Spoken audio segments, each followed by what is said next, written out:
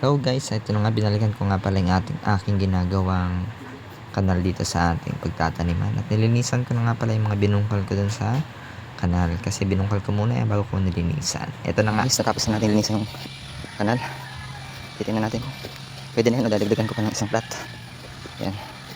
Sana ay okay naman. Pag nagulan makikita natin kung tama yung ginawa natin flood control.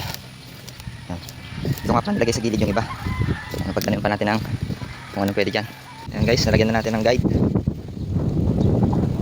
Ikasya ko natin sa isang plat kasi medyo nakupungkal naman tayo ngayon ng lupa. At ito na, inumpisahan ko ng bungkalin yung mga pinaglagyan natin ng guide sa palibot niya.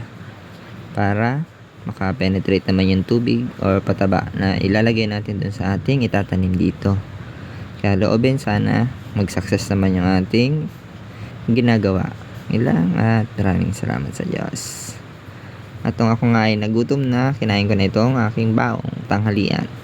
2 pirasong pandesal. Ayan, kinain ko nga pala ng mabilisan. Kasi iniisip ko habang nagpapahinga ako, sabi ko gagawa-gawain ko yung ibang pwede ko magawa dito sa aking ginagawang tambayan. At nilagyan ko na nga pala dito ng steel matting yung harapan ng aking ginagawang tambayan o silungan ko kapag may pag umuulan. At ito na nga, kung makikita ninyo dyan, wala kasi akong gamit na grinder kasi wala pa namang kuryente dyan, kaya pinamputol ko lang dun sa steel matting ay plies.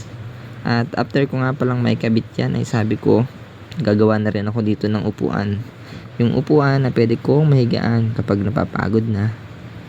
Kaya yan, inumpisahan ko na rin gawin yung aking upuan dyan na merong sandalan. Kaya nga pala yung ginawa kong design para pag ako'y napapagod, hindi yung nakaupo ka lang, pwede kang humiga, yung parang nakaupo ka na nakahiga. Medyo relax yung pakiramdam kapag ganyan kasi yung design ng iyong upuan dun sa iyong pahingahan. Ito nga pala, medyo kulang pa yung kinuha kong kawayan, kaya yan lang po ang aking nagawa. Hindi natin natapos yung ating upuan higaan. Hindi pa tayo matutulog. Kaya nagamit.